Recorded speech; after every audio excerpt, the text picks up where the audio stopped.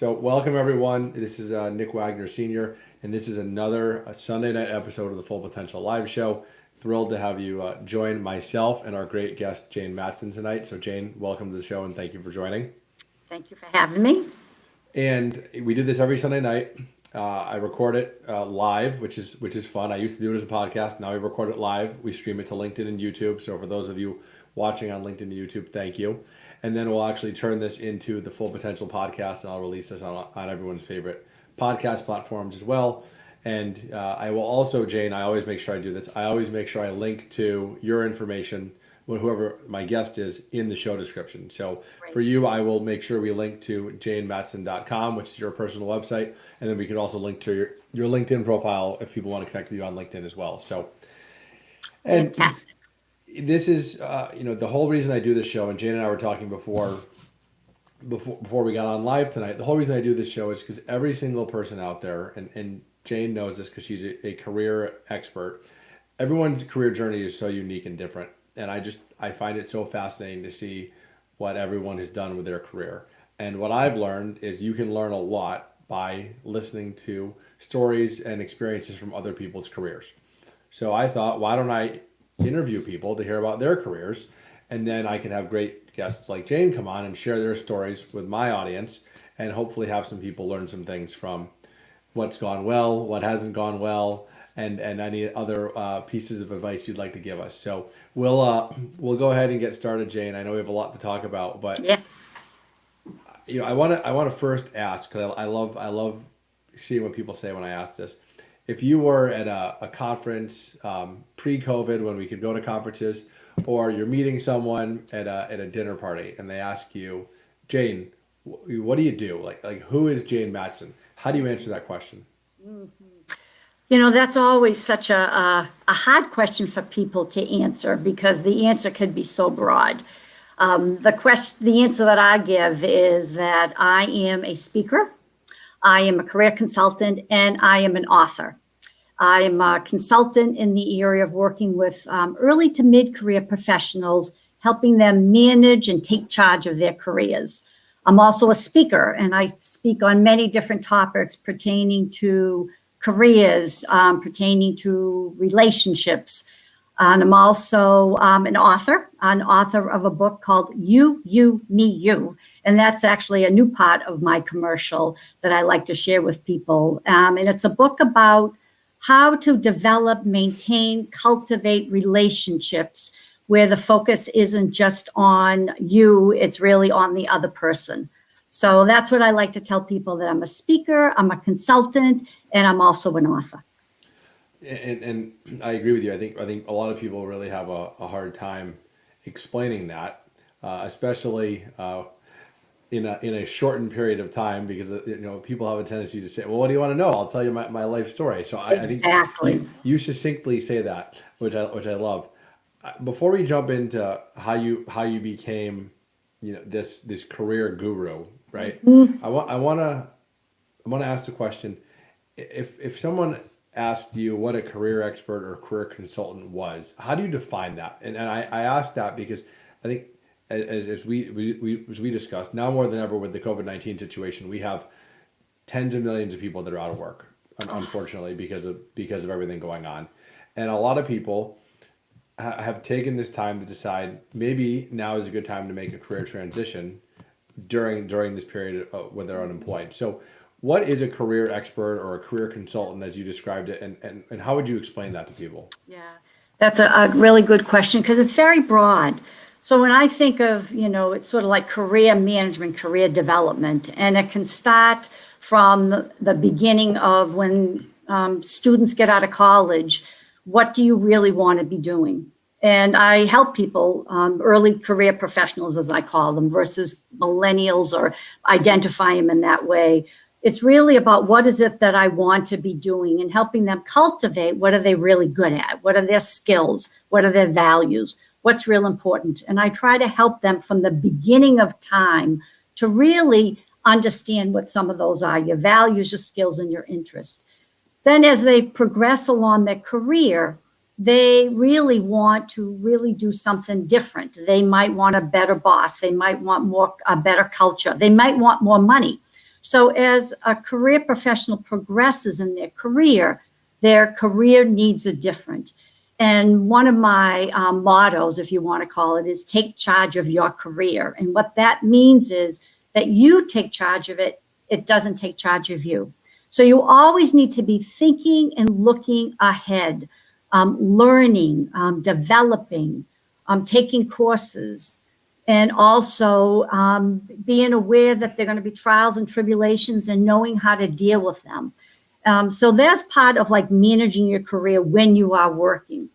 Then there's the other part, Nick, which you had mentioned, is when you lose your job.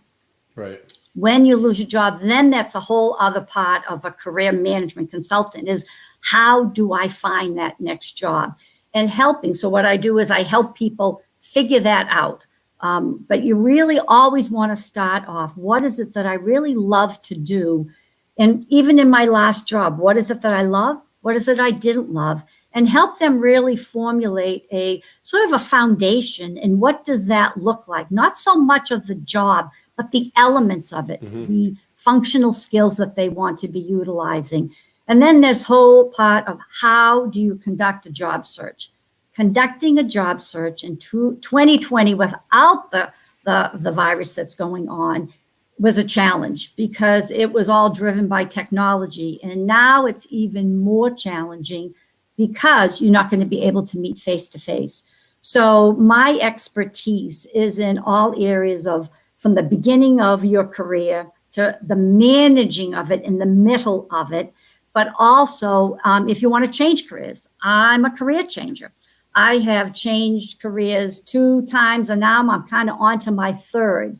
So in all aspects of a career management consultant that you pretty much know all the do's and the don'ts and the latest of the how-to find a job in 2020 as well.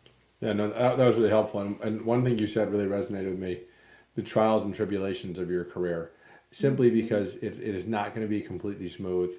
Nope. And I think one thing, and I know you mentioned you don't like to call them millennials or Gen Z, but one thing that I think is really challenging for the younger generations versus me as a Gen X or the baby boomers, the younger generations have always had that everything's been instant, right? You know, you want to watch the TV show, you turn on the TV show you want. You want to listen to a song, you put the song on you want. That is not the case with your career. It is you have to be so patient to find that next job, or you know, to when you're applying for a job, and everything just takes time. And I think I think that can be very frustrating for early career professionals, as you mentioned, because it's not instant. It's so time consuming. Exactly. And one of the major things, and of course, hopefully we'll talk about it a little bit later, is the book that I wrote on relationship building. And when I think of, you know, the major key to my success in all of my careers was my ability to develop relationships. And what does that really mean? But it's meanings much more than just I know people. It's really about cultivating. It's about asking for help, having them help me helping them. Because the answers so often, Nick, what people think the answers are going to come from themselves. And it doesn't. So in your career, you really want to be building, like I call it, the board of directors. Who do you have in your corner that you can call and rely upon? Because to your point, it takes time, it takes effort, but the reward is that you have a career and it's not a job that you love to go to work each day. And yeah, no, that's the hope. And I mean, you know, and I love how you explained what you do, because I think more people could benefit from what you do, but a lot of people probably don't realize that there are people like yourself out there. So let's start with your career then, because you're the career consultant. We're going to talk about you tonight, not me. I'm going to go out on a limb here and make a guess that when you were in elementary school, this was not what you thought you would do when you grew up, because you probably didn't even know this existed. So that's exactly right. What did little Jayne Mattson, when you were growing up, want to be when you were an adult? What did you want to do when you grew up? You know, I've been thinking of that question. And, you know, I did not have I wanted to be I wasn't one of those kids that said, I wanted to be a ballerina. I wanted to be a doctor. I did know, and maybe it was more intuitively, that it had to be doing something with people. Yeah. That I always loved people, and that may sound a little silly, but I always loved working or helping people. So my jobs when I was growing up at Hampton Beach, was a waitress. I was a waitress, and I was a waitress where I waited on people and helped people. So any kind of job that I had was more of talking to people. I was always a friendly kid, curious. And so I always wanted to know a little bit more about people. So the fact that I ended up in a career where I get to ask all sorts of questions doesn't necessarily surprise me. But it wasn't this is what I wanted to be. And I didn't really know. And I guess that's the point too, Nick, that so often I think that people, whether they've lost their jobs, whether they're right out of college, or whether they want to move, I want to do something different, but I don't know what it is. It's all right. You don't know what it is, because Absolutely. Through the process of talking to people and networking and asking questions, you come to understand that's what's a good fit for you. It does not come like just in the top of your head. It comes from other people. It's the same thing for those that go to college. Mm-hmm. How many college students change careers? Change majors. Exactly. A huge number. And why is that? Because when you're 16 and in high school and you think this is what you want to go to college for, things change and you don't know. So, I think you make a great point. Yeah. That what you go to college for or what you start out your career doing doesn't mean you're going to end your career that way. Oh, no. And yes, there are people that, everyone knows that person that since they were a little kid wanted to be a doctor. They went to med school. They became a doctor. They retired a doctor, and that was their life. But I think that's a very rare situation compared to most people who do a lot of different things. So you mentioned you knew you wanted to work with people. Is that how you ended up going to Northeastern for your degree in human resource management? Was that why you went to school for that? Yes, and when I was in my first career, working at a company called Millipore Corporation, I was sort of tapped on the shoulder with, hey, Jayne, have you ever thought of working in HR? And, I hadn't thought of it. And so someone put the idea in my head, and I said, no, but that sounds like it's right up my alley. So that's when I decided to go into and get my degree in HR. So now here's part of the story, Nick, that I got my degree in HR, and then I went ahead and got my master's in management, but I never worked in the field of HR. Oh, that's funny. I never worked in the field of HR. And part of it, a couple of reasons. Part of it was when you work for a company and they see you in sort of one light and one kind of a role, it's really hard for them to break out and do something different. So I was never able to sort of get into that role. But then fast forward, it actually was the blessing, because I ended up in my second career as a career management consultant, using the HR skills that I had acquired and also the management skills that I had acquired, because in my role at Millipore, I managed a lot of people. So it always had the management of development, right. People and careers. So it's sort of like that theme that carried me along the way to get the degree in HR. No, and that's an interesting story, and I think that's actually would probably resonate with a lot of people, because I think a lot of people go to school for name the degree and then don't actually work with that degree. So I think that's actually fairly common. Yep. And again, and I've always said this, college is a lot more than just the degree that you receive. I mean, college is the amount of experiences that you take in at college shape you for the rest of your life. It's not just the degree and that diploma. So I think there's a lot more benefit than just yes. what you get your degree in. But you mentioned, so you actually made this career change to Keystone Associates, which you said that was where you were for 20 years. And that's where I worked for my first career for 22 years, and then I left. And I left on my own, and I do want to mention that at a time at being there for 20 years, that I was in jeopardy, maybe a year away from losing my job. And I wanted to take control of my own career. So I had actually asked to leave. I said, but I need the package, the severance package, because I wanted to do something different.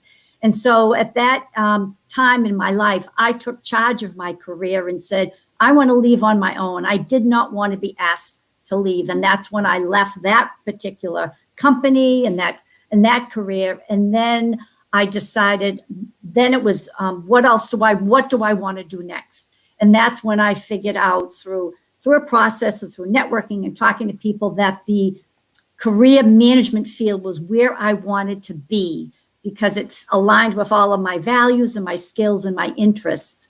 And that's where I landed for 20 more years. You just answered the question that I wanted to ask, was how did you end up moving from your first career to this second career? Because they seem quite a bit different. Oh, very different.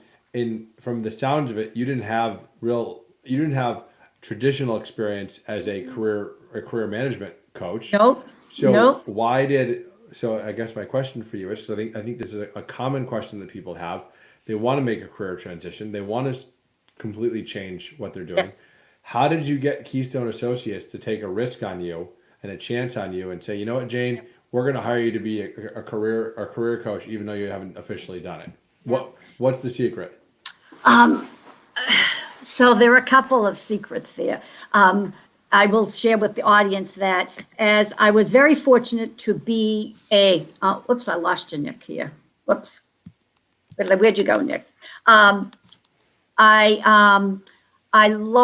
was able to be at Keystone as a candidate. So when you lose your job, you get to go some outplacement. So I actually had gone to Keystone as an outplacement, as a candidate, if you want to call it.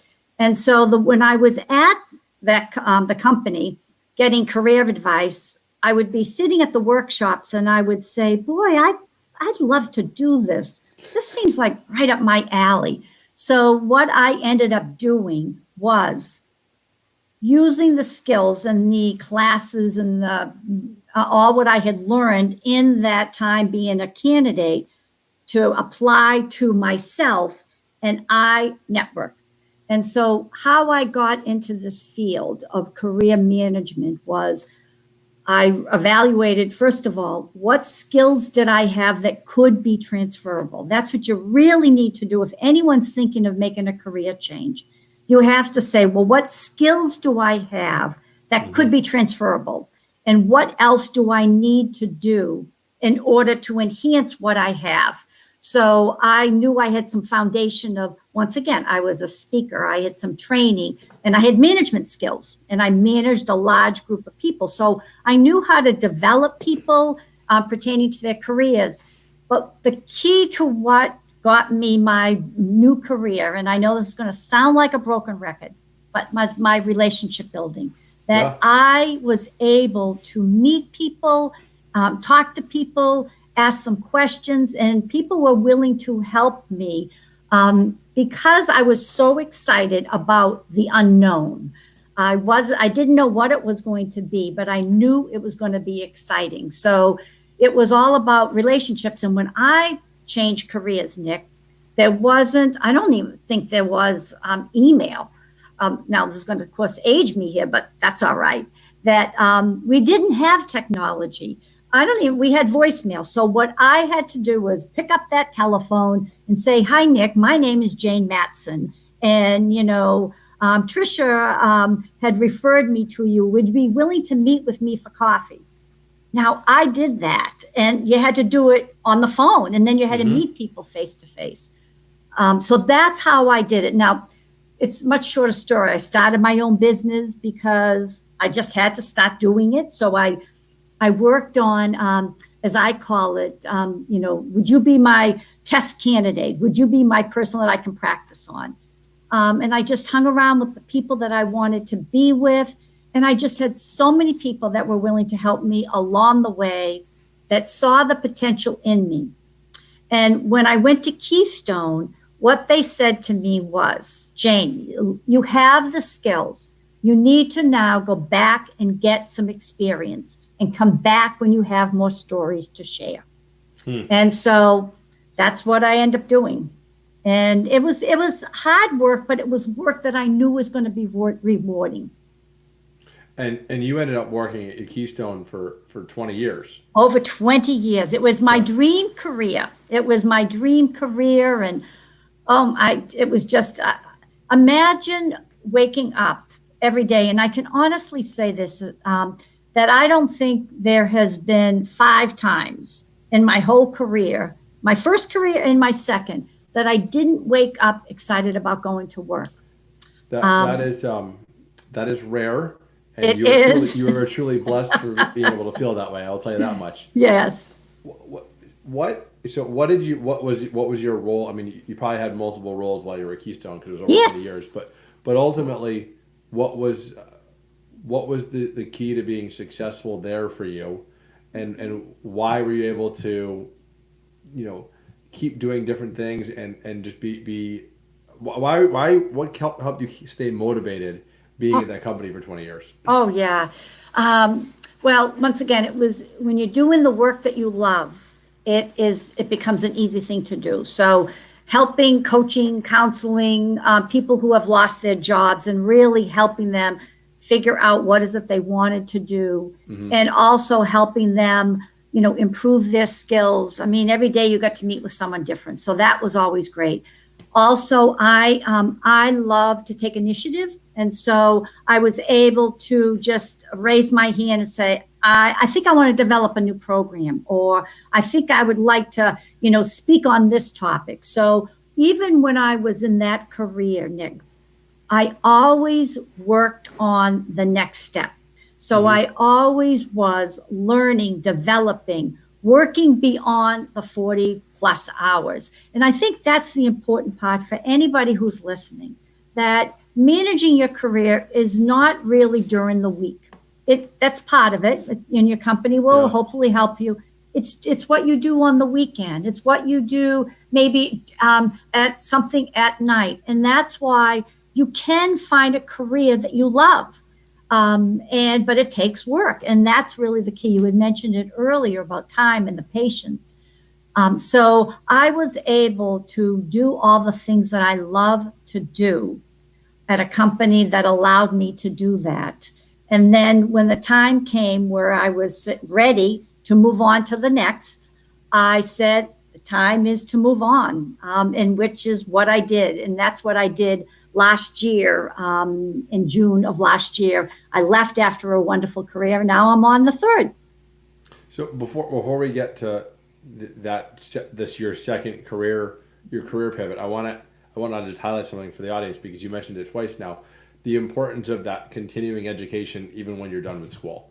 Yes. You mentioned that. So, and I think it's a common misconception with a lot of students. So you think about the way that most of us go through school. Oh, you got to finish elementary school, and then middle school, and then high school, and then a lot of young adults go to either 4-year college or 2-year college or technical college, and then a lot of them think that, okay, I'm done. Like I finished school and I'm done, and I don't want to do any more school, but which is fine. But I think to your point is that the learning doesn't stop, and it can't stop, and that doesn't mean school, but that could mean, to your point, it could be networking with people, it could be doing online training, it could be on the job training, whatever it is, you need to keep learning. Exactly. And you need to be reading. And today you can do podcasts, you can, and reading, you can get your Kindle. And I can't stress it enough, and I'm so glad that you reiterated that as well, that the continued learner, the lifelong learner, it means something. And your employers will know that. You'll get that. They'll sense that with you. And you will attract people who are interested in learning as well. So that's a very valid point. So thanks for bringing it back. You mentioned it twice, so I wanted to highlight that, because I think it's something that I say that to people all the time. More education has never hurt anyone.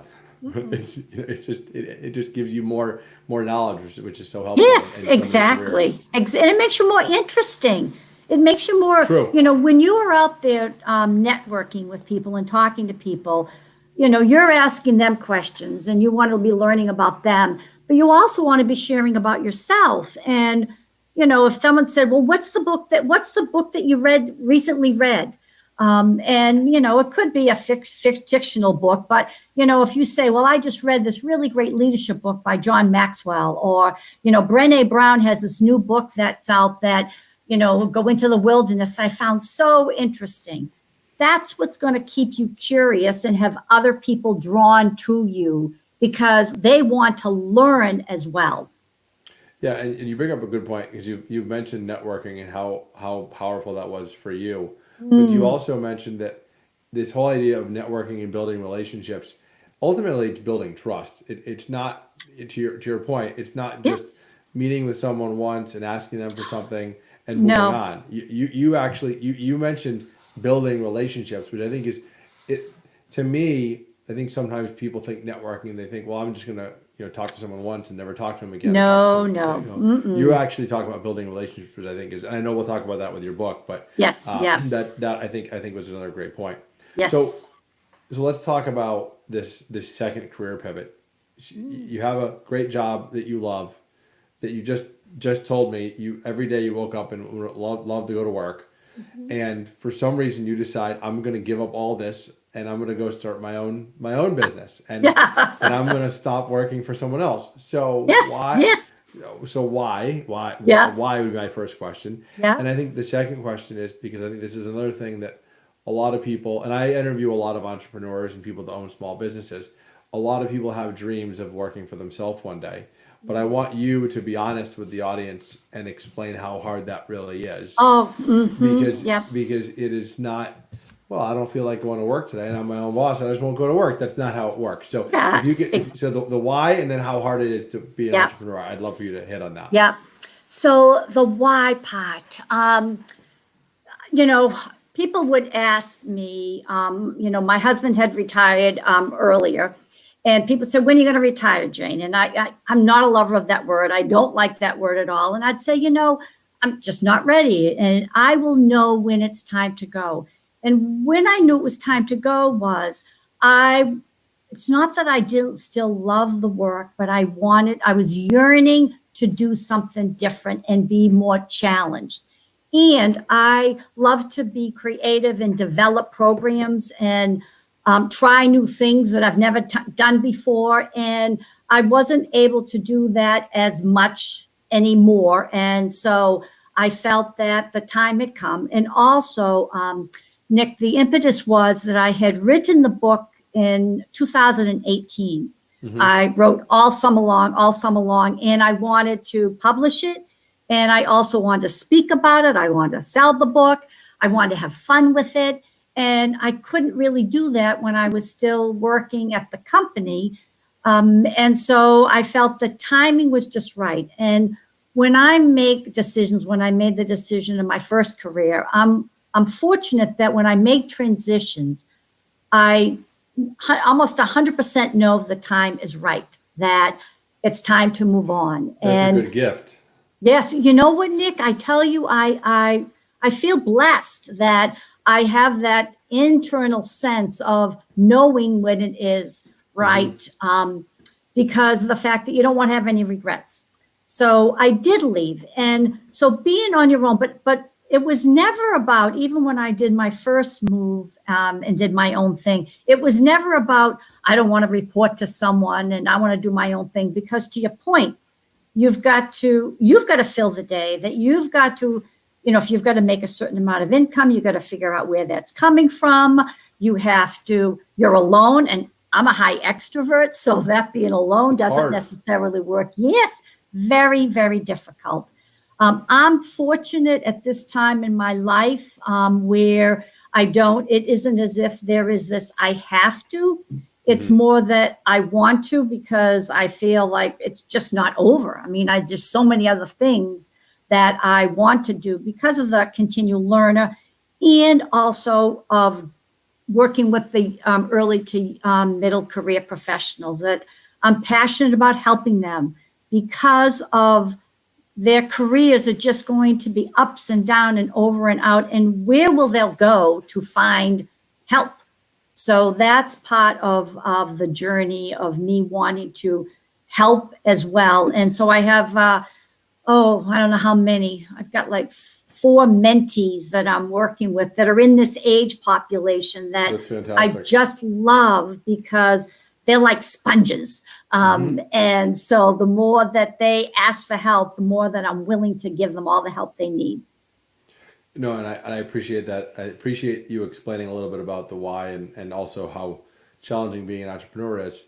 You bring up a good point though, that you were able to make this move to work for yourself because you had worked really hard Yes. for many years to put yourself in a place where you could do this and Yes. not have that pressure of having to earn a certain amount. Exactly. So I think that's I'm glad you highlighted that because there are right times and wrong times to quit your safe full-time job to work for Exactly. yourself. So Yes, yeah, and it exactly. seems like you had really been planning for that and were it was very calculated, if you will, which I think is great. Yes. At what point did you actually consider yourself a career expert? So when did that happen? Because it clearly wasn't in your first career because you weren't even doing it in your first career. No. So I'm going to guess it was somewhere in your second career that you decided like this is me. I am a career expert. I'm a career expert, absolutely. That sounds so good, Nick, when you say that to me. Well, actually, I had the wonderful opportunity when I was in that career management role where I did a lot of writing for the company. And what I discovered in my writing, but also in how I approach it, that I would be asked to comment on an interview or asked to write an article. And actually at 1 year, I can't even remember how many media hits I was able to get for the company in their marketing area, that I hit on something that my advice was practical, and it still is. So there's a strategic and a practical part. And so, number one, I was asked to write a lot about it, and that's actually in my LinkedIn, bio that I've done for CIO Magazine and Mashable and the New York Times and Monster. So I was asked often to comment on articles. So that would be like number one as well. And then also just the experience of working through different situations. I worked with many financial people during the 2008, 2009 timeframe. Also working with all different levels, all different functional areas. And even as career experts, all career consultants have a different sort of their areas of expertise and what you are known for. Absolutely. I was known for, definitely, networking, how to network and building a whole networking strategy. I was also known as the tough love, because I was the one to be able to give that candidate that difficult feedback that they needed to hear. And it benefited them in the long run. So I think it was a combination of those. What that last piece you just highlighted is so important for whether you're mentoring someone or you're coaching someone like you were in that last role. If you're not giving people honest feedback and advice, you're failing them. So absolutely. So I completely agree with that. So share with the audience, now that you've been working for yourself now since 2019. Yep. Like what is your business? What do you actually do today? That and I know you do multiple things, so I'll have you explain it. Yep. And again, anyone that's interested can go to Jayne's website. It's JayneMattson.com, and it's Mattson with 2 T's, and you can find everything that Jayne does there. But share with our audience what I mean, and then maybe also what's a typical day in the life of Jayne these days from a work perspective. Yes, exactly. Well, so I have 3 different areas that I focus in on. And one, of course, as we've mentioned and we've talked a lot about, is in the area of career and early to mid-career professionals. And it could be, once again, in any aspects of their careers, of helping them. And what I do a lot is, right now I'm working with a couple that are dealing with communication issues with their bosses, of how to communicate, and not communicate meaning just every day. It's more of, I get a difficult situation, how do I resolve it? So it's still in that career. There's also the other area that I focus in on, and that is in confidence building. That I am passionate, I guess, another one of those things, a passion of helping people sort of uncover some of their internal limiting beliefs to help them develop a foundation of confidence. As a matter of fact, there's on my website, I have my blog, and I have an article that is up there on the blog, and I'm just going to take my little paper here to make sure I get the title. And the title is, Are the Things You Say to Yourself Holding You Back? And it's all about our limited self-beliefs. And so I'm doing some webinars on that particular topic, really. And webinars, because of where we are right now with the corona, that I've had the opportunity to do some webinars and had the opportunity to be asked to speak on the topic of uncovering limited beliefs and confidence. So that's the second area. And then the third area is on the book and the developing of the relationship. So I'm spending a lot of time on speaking about the book, which is You, You, Me, You. And also I'm doing putting together right now a webinar to really help people. What does that really mean as far as the You, You, Me, You? And also so those are the 3 areas: career, confidence building, and relationship building. But I'm also, Nick, during this time, which I've really been blessed that I'm doing some volunteer work. And what I mean by that, I've been asked to speak to some networking groups because of my background in careers, of really helping them, because they don't all have a lot of resources to use. So right now I'm in the process of doing that rebranding, and right now my day is filled with getting my website and getting these articles written, and just really getting myself sort of reestablished as this Jayne Mattson with these 3 particular areas. Yeah, no, it's exciting. And again, you highlight the life of an entrepreneur. Not only are you doing your actual work that you're getting paid for, right, your consulting work, but you're also doing your marketing and the finances and everything else that goes along with exactly. So you end up wearing a lot of hats, which I think is what makes being an entrepreneur so challenging for so many people. Yes, it is. But it's also, fun. I mean, I love to take on a challenge. And if I've never done it before, it's even more of a challenging that, Zoom. I mean, now all of us are pretty Zoom experts, right? Yeah. As far as, can you hear me? And what are these buttons here? And now all of a sudden you get to move people in and move people all around. So there's many opportunities during this challenging time as well. And I love to hear that you're volunteering, and I've done a lot of volunteering as well, simply because I think those of us that have the opportunity to continue to work and that are employed, anything we can do to give back to our fellow residents, yes, or friends and family members that are not employed, that are struggling during these challenging times, I think it's important for us to do that. Yes. Simply because one day we might need that help. So absolutely, I love the volunteering piece. Absolutely. So why don't we go to we'll go to the rapid fire section of the discussion, where we talk about a little bit about some of the ups and the downs of your career. So why don't we start with biggest accomplishment of your professional career to date? What would you say that is? Oh gosh, I have so many. I really do.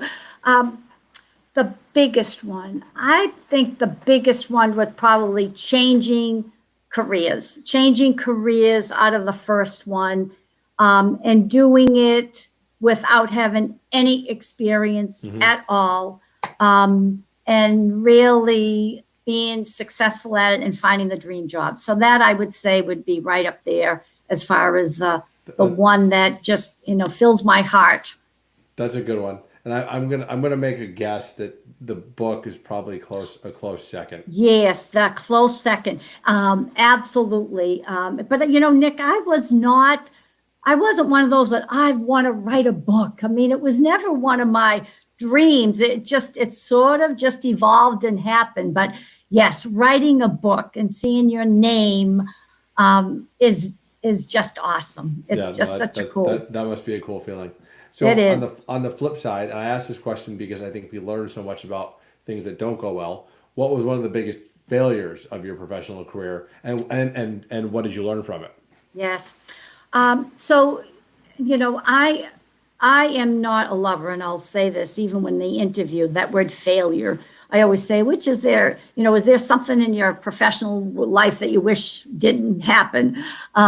Because failure does say like, well, I didn't fail, but maybe I did. But it would be that, so it's a twofold. It would be that I never got a chance to work in HR. I mean, seriously, that I went to school for 10 years at night, and I never was able to get into it. It was so. I shouldn't laugh because it's not really no, funny, you can laugh. But you it's can kind laugh. of funny. Well, it's kind of funny because the feedback was I wouldn't be good in HR. And it's like, I was shaking my head. What do you mean? So, however, so that was the biggest failure, disappointment, that I never worked in there. However, the universe, God, or whatever you want to do, it had a bigger and better plan for me, because if I worked in HR, I wouldn't have found this other career as a career. So, it's sort of like every time I didn't get in, it was always a resilient, every knock is a boost. And I just got right back out and just continued. Fair. No, that's fair. Yeah. What was your favorite class you ever took in college? Oh, my favorite class. It was probably around psychology, because I'm really a psychologist wannabe. So I love to explore the whys of human behavior. So it certainly was a course that was on, and I don't know what it was. Maybe it was called probably it was just called psychology or some OD kind of work. Right. Anything to do with what's going on inside was always my favorite.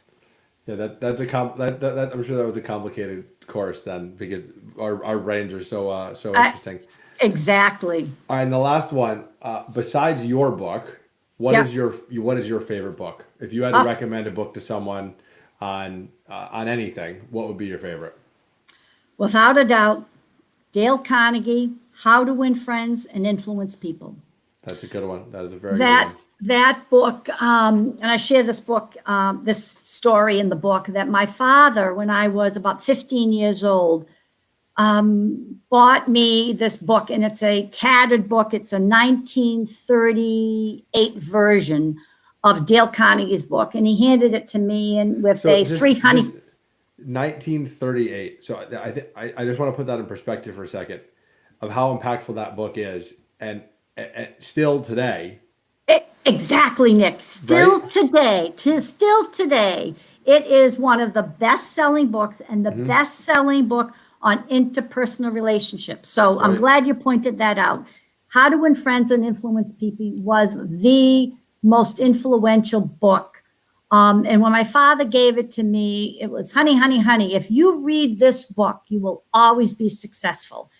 And I read the book. How old were you when you got the book? I was about 15. So did you believe him?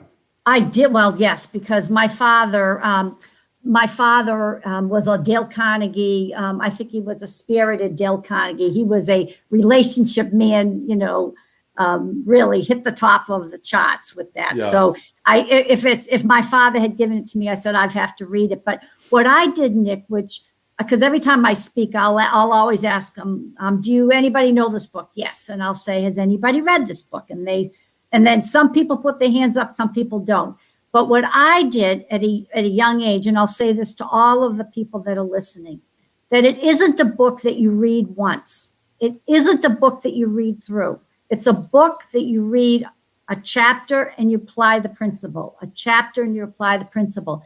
If you really read that book and really understand what he's trying to say, you will know how to deal with people, difficult people. You'll know how to get people to win-win, and there's so many wonderful things that come out of that book. So that's the book that I would recommend for everybody, but especially people in their careers. Awesome. No, that's such great advice. Yeah, and it is a fantastic book, and I just the fact that it remains relevant even Exactly. now. I think it kind of really just hones in on how important the topic is of what he's talking about. So that's awesome. Absolutely. So first, thank you again for making time tonight and Yep. joining me. I think this is a great conversation. I always end the interview with the same question with every guest: is what is that one piece of advice that you would give my audience and my listeners that's helped you reach your full potential? So what has helped Jayne be so successful throughout your career, and now you're on career number 3, really? So Yep, through your that's 3 right. careers, what is the secret that's helped you be so successful that you would share? The main thing is that everybody does some inner work. And what I mean by that is, as we well know, when we get older, we could have some things that hold us back. It could be confidence. It could be, sort of some of the negative beliefs that we have. And they really, really hold people back. So I say, number one, that you really want to do some inner exploration. You can do that. You can do that by reading. You can do that by going to a counselor. You can do that by talking to friends, but do some of that inner work. And I really would recommend everyone to read that article that's on my blog, because that, Nick, it sort of sweeps away the cobwebs, and then you're making decisions and you're seeing things from a really positive perspective. So that would be number one. Number two, I'd say to them, ask for help. I was on a webinar last week with a Dr. David Rock, who you might be familiar with him. From NLI. Yes, exactly. Yes. And he talked about this human spirit that hesitates to ask for help. And I say to everyone, if you can just get rid of that thinking, that who would ever think that you could be doing anything on your own? So be willing to ask for help. And I have always been willing to ask for help. Ask for help and then to give the help. So that could be definitely the 2 part. And then the third one is be patient, because it doesn't happen overnight. And if you're willing to do the work and you're willing to work with someone that, knows a little bit about what you want to be doing and helping you through the process, it will happen. But you've got to be patient and willing to do the work as well. It's so I think just that last piece, to be patient, especially for the early career people coming right out of school, I can't stress that enough. So I think that's a great point, simply because it's not instant, right? Your career is not instant. I know with everything, with a lot of other things in life, it's just so easy to get the information that you need, but careers do take quite a bit of time. So I think that's a great point. That's right. And also, Nick, because you can get the internet's at our access, right? So I just can type along and I can get the information. But, twofold, when you're asking for help, you're developing the relationship. And so it's a twofold. Someone's willing to help you, and you're developing, a relationship with someone that's going to be helping you along the way. So try to kind of resort from Googling it, and maybe pick up the phone or text someone or email someone looking for help. And I'm glad you mentioned that asking for help is not a weakness. I actually think oh my for help, gosh, no. I think it's a sign of strength, to be honest, because I think it acknowledges that you have the self-confidence to realize that you are not an expert on everything. And Absolutely. That's okay, and that you can seek out advice from other experts to help you. So I think that's a great point, because I think, and I don't know why we're wired that way, Jayne, to be honest. I don't know why so many people think that asking for help is a sign of weakness, but I'm glad you brought that up. I tell you, Nick, you're absolutely right. It's like when I would be working with clients, and I'd be, sort of get introduction about like, how are you with networking, and people don't like to do it. And I'll always say, how willing are you to ask for help? And I would say 90% of people would say, I don't like it. And I would say, so let's talk about that, because it's something that's going to hinder you in your career. And then at the same time, you say, well, would you want someone to reach out to you? And they'd say, of course. Well, then why don't you reach out to them? So No, yeah, that's well said. So yeah. thank you again. It's it's been a pleasure Yes. speaking with you tonight. It's JayneMattson.com, and that's Mattson with 2 T's for anyone that wants to check out Jayne's website, and that has all the information about everything that she's working on right now, including a link to her book. So check that out. And then for anyone that's listening on YouTube, you can follow me, Full Potential Movement, on YouTube, and check out my interview with all my other fantastic guests like Jayne on my YouTube page. And then again, you can also find this on all the major podcast platforms, including Apple, Google, Spotify, etc. If you want to listen to it in podcast form, which Jayne mentioned earlier, is another great way to consume knowledge and learn new things. So exactly. So Jayne, thank you so much. Thank you, I Nick. wish you and your family the best during these uncertain times. And thank you again for everything you're doing for people. Yeah. Thank you again, Nick. My pleasure. Have a great night. Yeah, you too. Bye-bye.